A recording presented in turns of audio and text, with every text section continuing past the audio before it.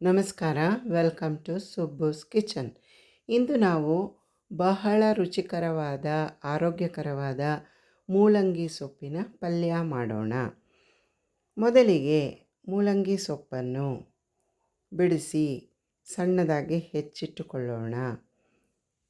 ಸಣ್ಣದಾಗಿ ಹೆಚ್ಚಿಟ್ಟುಕೊಂಡ ನಂತರ ಅದಕ್ಕೆ ನೀರು ಹಾಕಿ 3 ಬಾರಿ ಚೆನ್ನಾಗಿ ತೊಳೆದು ರೆಡಿ ಇಟ್ಟುಕೊಳ್ಳೋಣ.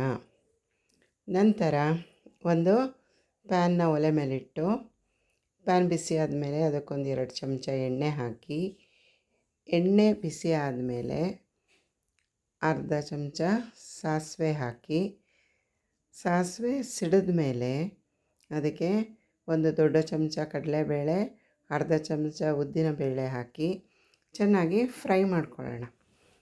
ಚೆನ್ನಾಗಿ ಫ್ರೈ ಆದಮೇಲೆ ಅದಕ್ಕೆ 1-2 ಕಡ್ಡಿ ಕರಿಬೇವಿನ ಎಲೆಗಳು, ಈರುಳ್ಳಿ, ಹಸಿರು ಮೆಣಸಿನ್ಕಾಯಿ ಎಲ್ಲನೂ ಹಾಕ್ಕೊಂಡು ಫ್ರೈ ಮಾಡೋಣ.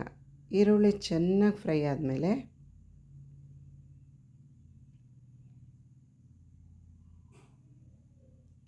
ಕರಿಬೇವಿನ ಸೊಪ್ಪು ಹಾಕೋಣ. ಕರಿಬೇವಿನ ಸೊಪ್ಪು ಫ್ರೈ ಆದಮೇಲೆ ಚೆನ್ನಾಗಿ ತೊಳೆದಿಟ್ಕೊಂಡಿರ್ತೀವಲ್ವ ಮೂಲಂಗಿ ಸೊಪ್ಪು, ಅದನ್ನು ಒಗ್ಗರಣೆಗೆ ಹಾಕಿ ಚೆನ್ನಾಗಿ ಫ್ರೈ ಮಾಡೋಣ.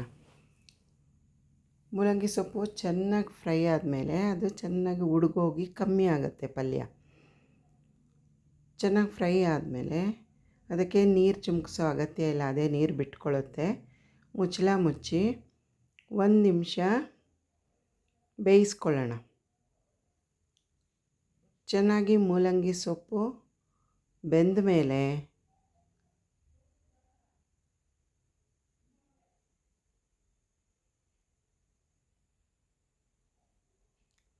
ರುಚಿಗೆ ತಕ್ಕಷ್ಟು ಉಪ್ಪನ್ನು ಹಾಕಿ ಚೆನ್ನಾಗಿ ಮಿಕ್ಸ್ ಮಾಡಿಕೊಂಡು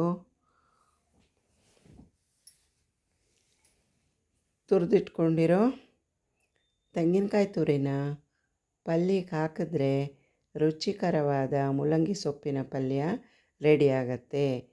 please do share, like and subscribe. Thanks for watching. ಧನ್ಯವಾದಗಳು.